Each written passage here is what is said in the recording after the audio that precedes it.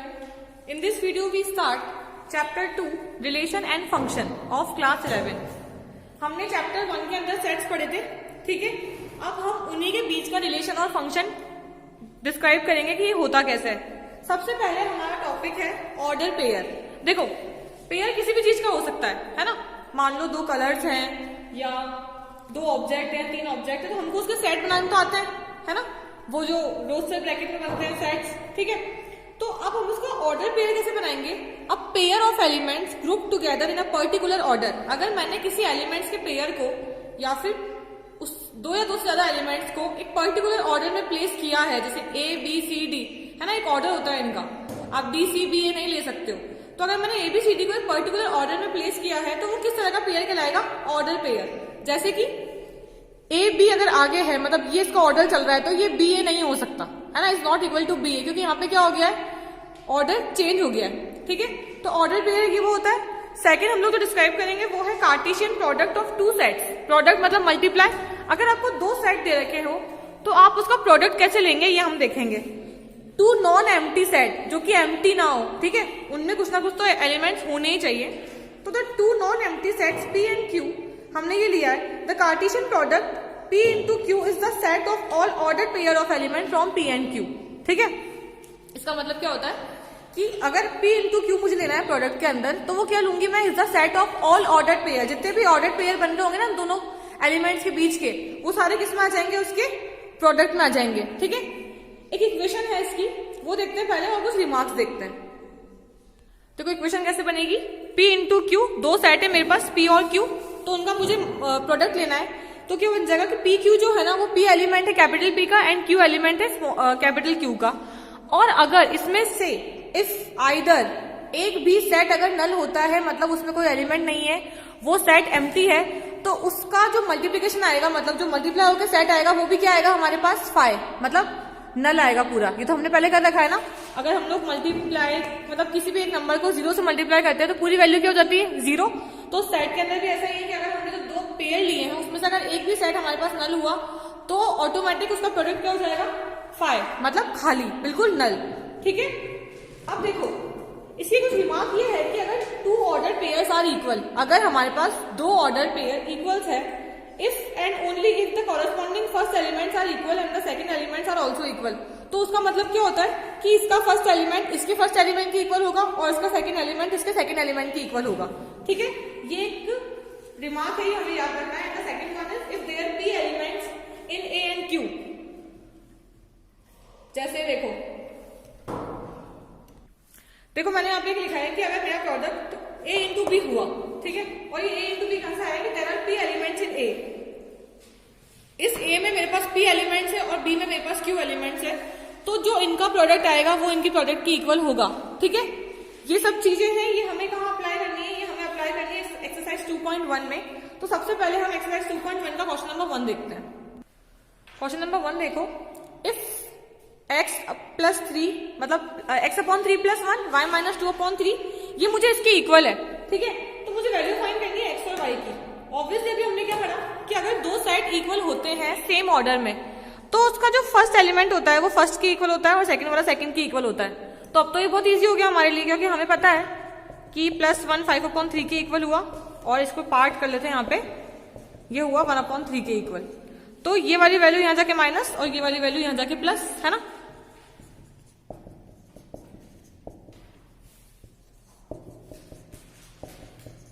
पहले ये वाला सॉल्व कर लो। y की वैल्यू कितनी आ रही है, 1। अब इसको देखो, 3 1 जा 3,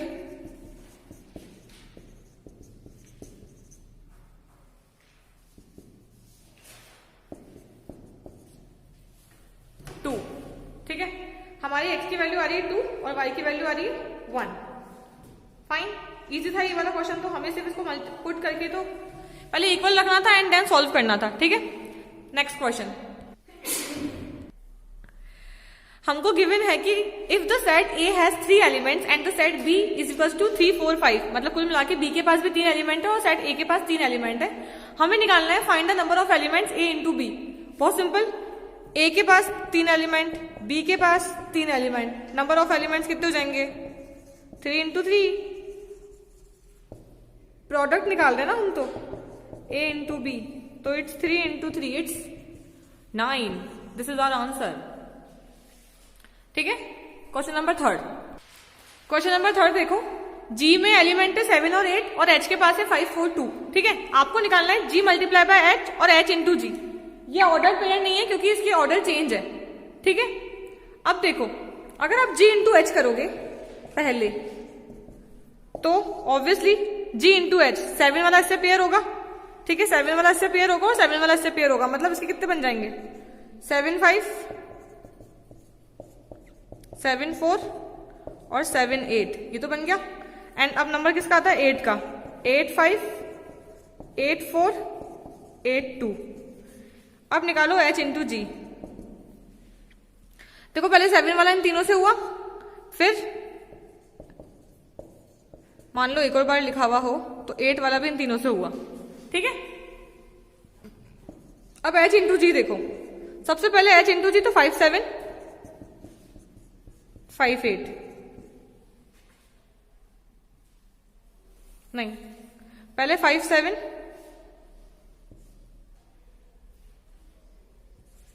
4 7 और 2 7, फिर 5 8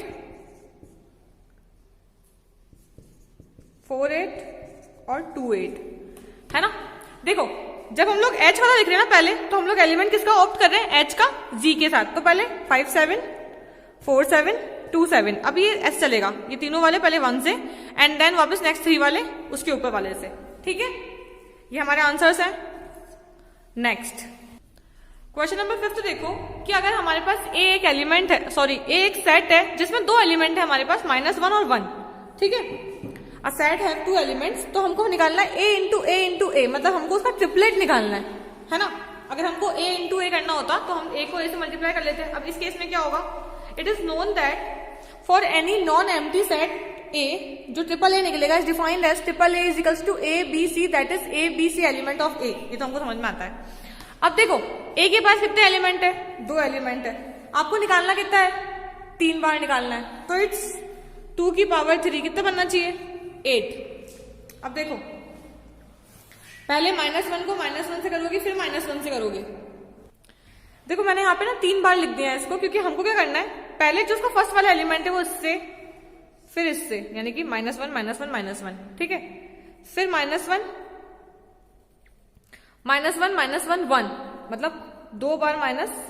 ठीक है, फिर 1 -1 -1 1, फिर -1 1, मतलब आपको क्या करना है, आपको उसको ऑर्डर के हिसाब से मल्टीप्लाई करना है। और जब आप 2 एलिमेंट उसको 3 बार मल्टीप्लाई करोगे तो आपको टोटल कितने मिलेंगे, 8 सेट मिलेंगे, ऐसे 8।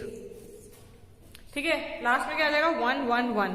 आप इनको ऑर्डर से करने बैठोगे ना, ऑर्डर चेंज मत करना इसका, ये आना चाहिए आपका, पहले तीनों माइनस के, फिर 2, फिर 1।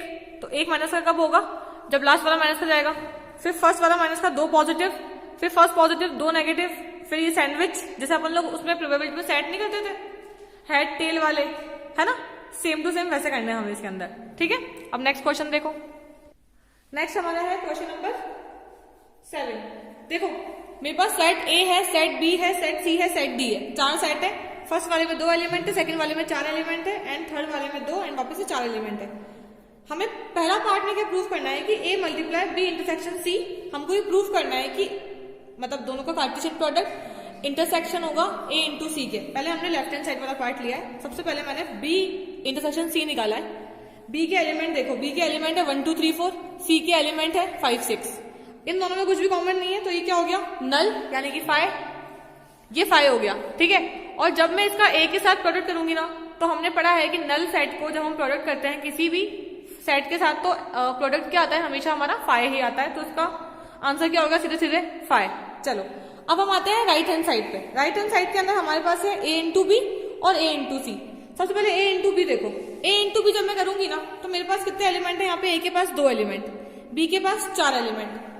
तो मैं पहले इस 1 वाले को इन सबसे करूंगी एंड देन 2 वाले को इन सबसे करूंगी। तो मैंने यहाँ पे 1 2 3 4 5 6 7 8, ठीक है, 8 एलिमेंट का मल्टीप्लीकेशन लिख रखा है, जैसा कि आपको दिख रहा है 1 1 1 2 1 3 1 4, वापस से 2 1 2 2 2 3 2 4। ये तो हो गया A इंटू बी। जब हम लोग A इंटू सी करेंगे ना इसको, तब क्या होगा, तब ये होगा, देखो अब 1 वाला क्या, सॉरी ए वाला क्या है, 1 5 1 6, ये दो हो गए, 1 5 1 6 एंड देन 2 5 2 6, चार ही बनेंगे इसके। तो अब आप ये देखो कि इन दोनों के बीच में कोई इंटरसेक्शन है क्या, कुछ कॉमन है क्या। तो देखो जब हमने 1 से लेके 4 तक किया, 1 5 हमें कहीं नहीं मिलेगा, और जब 5 ही नहीं मिलेगा तो 6 तो हमको वैसे भी नहीं मिल सकता। और सेम हमारे साथ क्या सीन है, 2 वाले के साथ है, 2 के साथ भी हमारे पास 4 तक की पेयरिंग तो है बट 5 और 6 वाली नहीं है। इसका मतलब ये भी क्या हो जाएगा, मल्टीप्लाई होके 5, एंड इस इक्वेशन 1 और इक्वेशन 2 से हम क्या लिखेंगे कि हमारा लेफ्ट हैंड साइड जो है वो किसके बराबर है, राइट हैंड साइड के। ठीक है, फाइन, समझ में आया आपको अच्छे से। अब देखो लास्ट के दो क्वेश्चन, देखो क्वेश्चन नंबर 8, लेट ए 1 2 बी 3 4, आपको निकालना है ए मल्टीप्लाई बाय बी, पहले वो लिखना है, फिर हमको ये निकालना है कि how many subset will A in cross B have, list them. देखो सबसे पहले मैंने ए क्रॉस बी निकाल लिया, 1 3 2 1 3 1 4 2 3 2 4, 4 आ गए।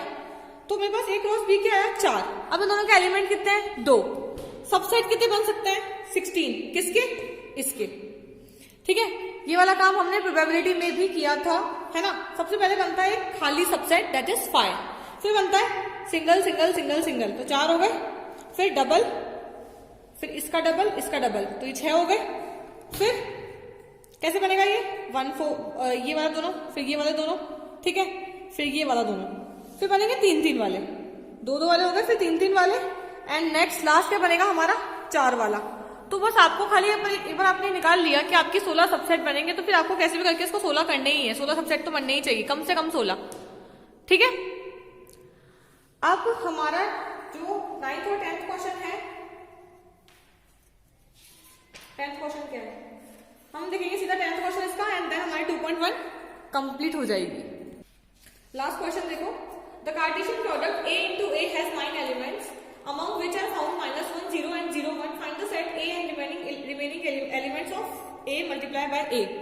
हमें गिवन क्या है कि a के पास 9 एलिमेंट्स है और उसमें से एक ये भी है 1 0 0 1, ठीक है, 2 है हमारे पास, बाकी के हमको 7 निकालना है। ठीक है, अब देखो सबसे पहले नंबर ऑफ एलिमेंट्स इन ए को हमने p मान लिया और b को हमने q मान लिया है, तो जो उनका मल्टीप्लाई होगा वो किसके बराबर है, p इंटू क्यू के बराबर है, a इंटू बी का मल्टीप्लाई। पर यहाँ पे हमारे पास a इंटू बी ना होके क्या है, a इंटू a है हमारे पास, तो a कितना आ गया 3, स्क्वायर जाएगा वहां पे रूट लगेगा, इसका मतलब a की वैल्यू 3 आ गई। तो इससे हमें क्या पता पड़ता है, -1 0 और 1 ये हमारा चल रहे हैं, नंबर ऑफ एलिमेंट चल रहे हैं इसके अंदर, 1 0 और 0 1 तो है हमारे पास। अब क्या बन जाएगा, -1 -1 -1 -1 0 -1 0 0 1 -1 1 0 और 1 1। ठीक है, कितने बन गए, ये 7 एलिमेंट, और बाकी 2 हमको ऑलरेडी गिवन थे कि अमंग, उसमें से ये 2 ऑलरेडी गिवन है। टोटल कितने बनने चाहिए थे, ये 9 बन रहे हैं हमारे पास 9। ठीक है, 2.1 हमारी खत्म हो चुकी है। 2.2 के अंदर हम लोग बाद में देखेंगे इसके रिलेशन कैसे होते हैं, है ना। एग्जाम्पल आपको सारे करने हैं, पेपर के अंदर एग्जाम्पल्स भी आएंगे। ठीक है, और 2.1 खत्म हो गई है, नेक्स्ट वीडियो में हम 2.2 और 2.3 भी देख लेंगे। Thank you, have a good day.